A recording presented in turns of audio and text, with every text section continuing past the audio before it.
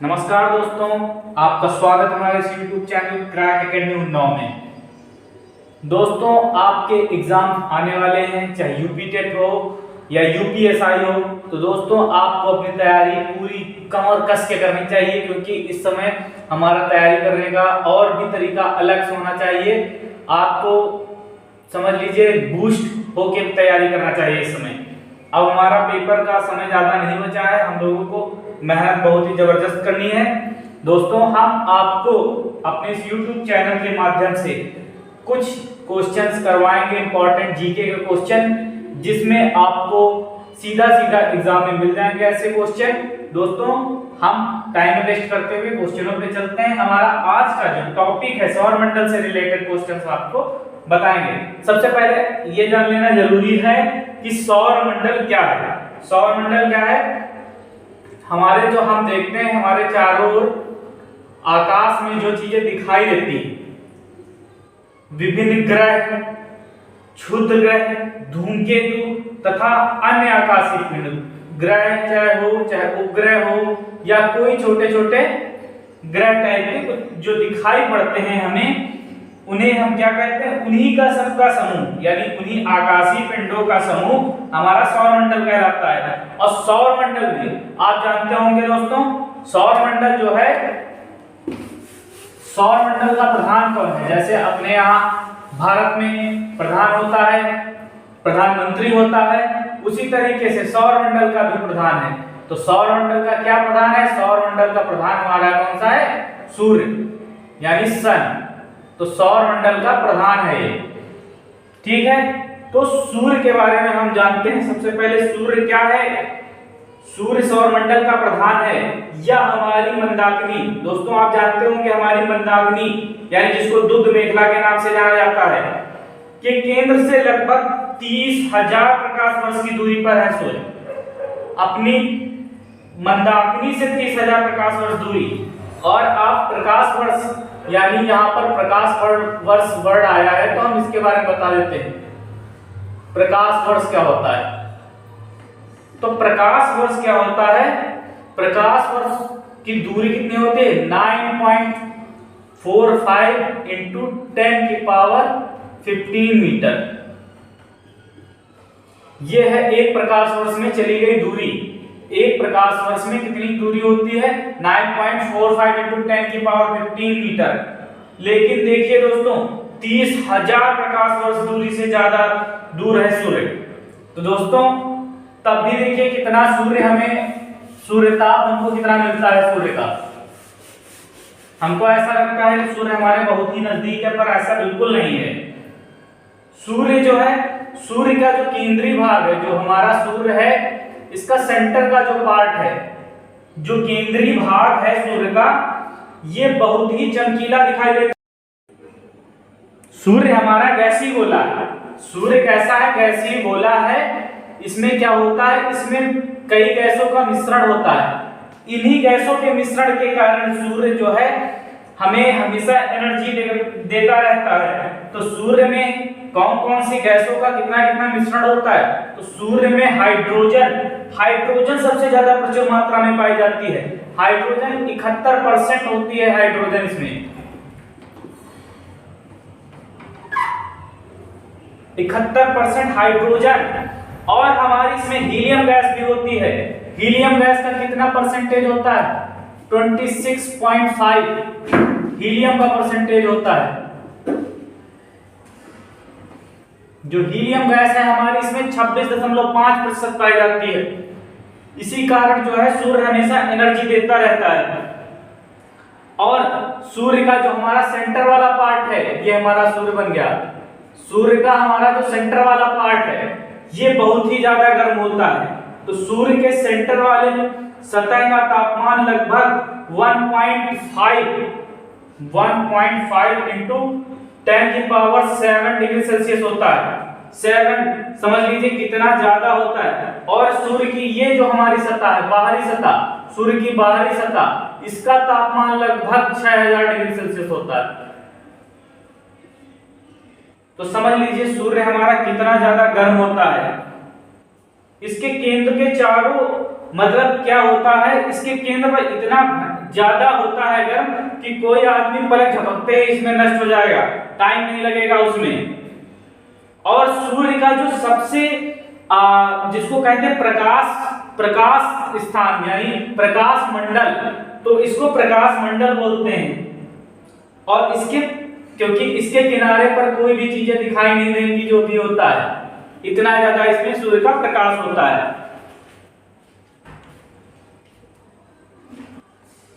दोस्तों एक क्वेश्चन सीधा क्वेश्चन पूछा जाता है, क्या पूछा जाता है, जब सूर्य ग्रहण होता है, सूर्य ग्रहण के समय सूर्य के दिखाई देने वाले भाग को क्या कहते हैं? सूर्य ग्रहण के समय दिखाई देने वाले भाग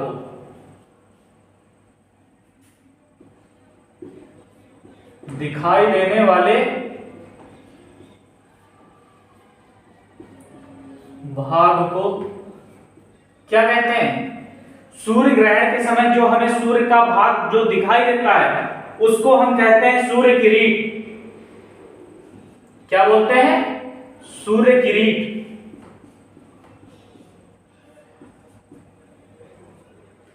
सूर्य किरीट, इसे जो है कोरोना भी कहा जाता है। कोरोना वो वाला नहीं, कोविड-19, ये वो नहीं है। ये सूर्य ग्रहण के समय दिखाई देने वाले भाग को कहते हैं सूर्य किरीट। इसको सूर्य का मुकुट भी कहा जाता है, क्योंकि ये सूर्य ग्रहण के समय दिखता है, इसलिए इसे सूर्य का मुकुट भी कहा जाता है।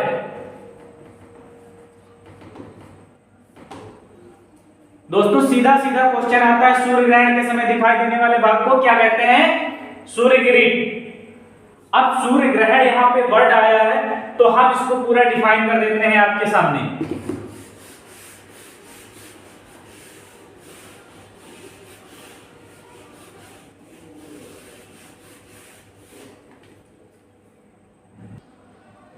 दोस्तों देखिए सूर्य ग्रहण कैसे होता है।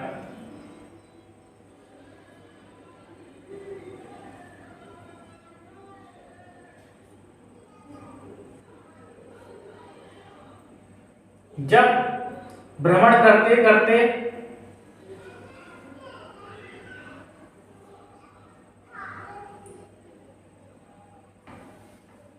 इसका हमने ज्यादातर फिगर हमने ऐसे ही देखा होगा इसका, ये हमारी पृथ्वी है। तो क्या होता है, पृथ्वी चक्कर लगाते लगाते ये यहां पर चक्कर लगता है। जब सूर्य और पृथ्वी के बीच में क्या होता है, चंद्रमा आ जाता है, पृथ्वी का उपग्रह। जब सूर्य और पृथ्वी का चक्कर लगाते लगाते इसके बीच में चंद्रमा आ जाता है, तब हमारा होता है सूर्य ग्रहण। ये हमारा सूर्य है, ये हमारी पृथ्वी और ये चंद्रमा। दोस्तों जब पृथ्वी और सूर्य के बीच में चंद्रमा आ जाता है तब हमारा कौन सा ग्रहण होता है? सूर्य ग्रहण इसको बोलते हैं। और सूर्य ग्रहण के समय दिखाई देने वाले भाग को क्या कहते हैं? सूर्य किरीट। अब इसके विपरीत क्या होता है?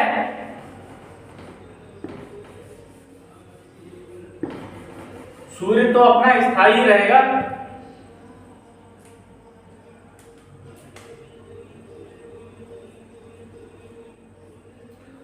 अब क्या होता है? चंद्र ग्रहण। सूर्य ग्रहण हो गया, अब क्या है? चंद्र ग्रहण।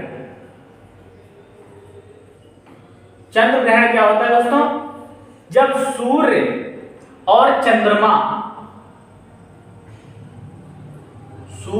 चंद्रमा के बीच में पृथ्वी आ जाती है, जब सूर्य और चंद्रमा के बीच में पृथ्वी आ जाती है तब हमारा होता है चंद्र ग्रहण। चंद्र ग्रहण में चंद्रमा बीच में नहीं आएगा, चंद्र ग्रहण में क्या आता है? पृथ्वी बीच में आती है। अब यहां से अगर आपको याद करना है, एक इसका तरीका है चंद्र ग्रहण और सूर्य ग्रहण याद करने का। जैसे देख लीजिए आपके पास चंद्र ग्रहण है, चंद्र ग्रहण जब होता है तो चंद्रमा बीच में नहीं आता, ये चीज याद रख लीजिए। तो क्या होता है, चंद्र ग्रहण में चंद्रमा बीच में नहीं आता, यानी पृथ्वी बीच में आती है और सूर्य हमारा स्थायी रहेगा। तो इससे हम ये कह सकते हैं कि सूर्य ग्रहण कब होगा और चंद्र ग्रहण। सूर्य ग्रहण होता है जब चंद्रमा बीच में आता है और चंद्र ग्रहण में चंद्रमा नहीं आता है। बस यहीं से हमारा ये डिफाइन हो जाता है सूर्य ग्रहण और चंद्र ग्रहण। और एक मजेदार फैक्ट सूर्य के बारे में जानते हैं, क्या होता है कि दोस्तों जैसे हमको लगता है कि सूर्य हमारा अभी ऊर्जा दे रहा है, एनर्जी दे रहा है, तो कब तक ये एनर्जी देगा, वैज्ञानिकों का क्या मत है, ये कब तक सूर्य एनर्जी देता रहेगा। तो वैज्ञानिकों के अनुसार सूर्य की एक उम्र निर्धारित की गई है। तो क्या निर्धारित की गई है, सूर्य की उम्र निर्धारित की गई है 5 बिलियन वर्ष। 5 बिलियन वर्ष।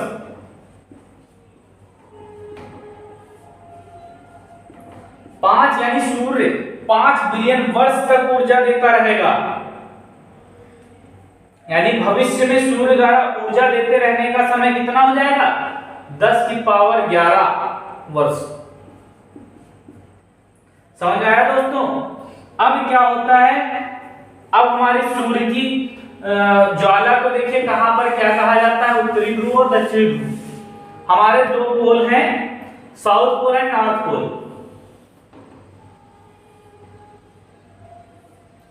ये हमारा कौन सा है, नॉर्थ पोल, और ये हमारा साउथ पोल।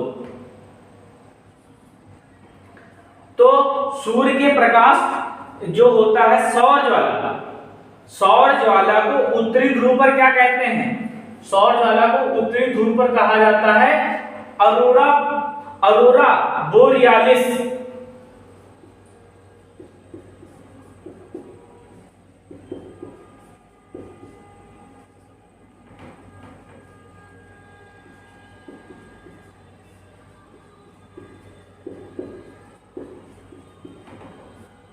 ठीक है। और साउथ पोल पर क्या कहा जाता है, अरोरा ऑस्ट्रेलिस।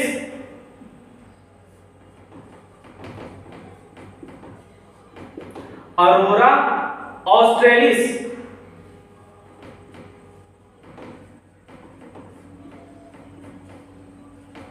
तो ये हो गया हमारा क्या, सौर ज्वाला को। सौर ज्वालों को कहां पर क्या कहा जाता है, सौर ज्वाला, सौर ज्वाला को उत्तरी ध्रुव पर अरोरा बोरियालिस और दक्षिणी ध्रुव पर क्या कहा जाता है, अरोरा ऑस्ट्रेलिस।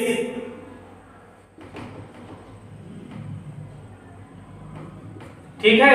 और एक चीज, सूर्य अब सबको क्यूरियोसिटी होती होगी, सूर्य जब आता है एकदम से हमको लगने लगता है कि सूर्य की प्रकाश हमारे पृथ्वी पर पहुंच गया, तो हमको ये जानना जरूरी है कि सूर्य का प्रकाश पृथ्वी पर पहुंचने में कितना समय लगता है। तो सूर्य का प्रकाश पृथ्वी पर पहुंचने में कितना समय लगता है, 8 मिनट 16 सेकेंड। 8 minute 16 second. दोस्तों ये बहुत ही इंपॉर्टेंट सीधा सीधा क्वेश्चन पूछ दिया जाता है। दोस्तों क्या आप जानते हैं सूर्य हमारा पृथ्वी से कितना बड़ा है। जी हाँ दोस्तों, सूर्य हमारा पृथ्वी से काफी बड़ा है, बहुत बड़ा है। सूर्य हमारी पृथ्वी से लगभग कितना बड़ा है, सूर्य जो है, सूर्य हमारी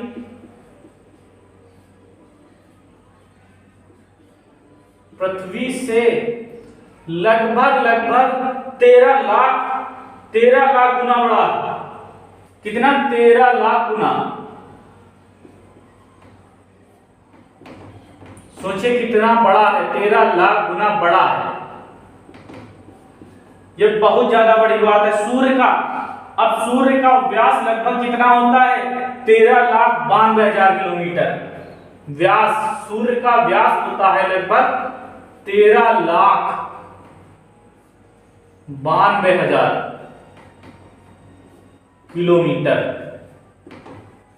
समझ लीजिए कितना बड़ा है हमारी पृथ्वी से, जो पृथ्वी के लगभग 110 गुना पड़ेगा। ये पृथ्वी का लगभग कितना पड़ेगा, 110 गुना। समझ लीजिए सूर्य हमारी पृथ्वी से कितना बड़ा है। तब देखिए हमको यहां से कितना छोटा दिखाई देता है। दोस्तों आइए अब जानते हैं सौर मंडल के पिंडों के बारे में, यानी जो सौर मंडल में पिंड है उनके बारे में अब हम जानते हैं।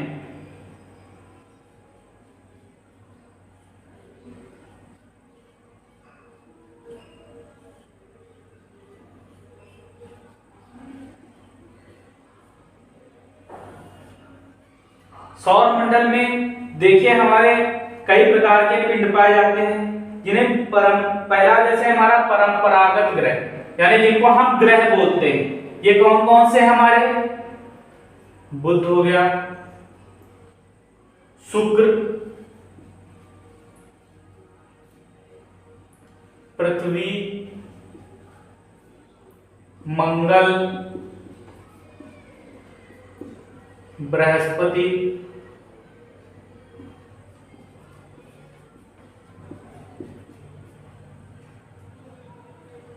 शनि, अरुण और वरुण।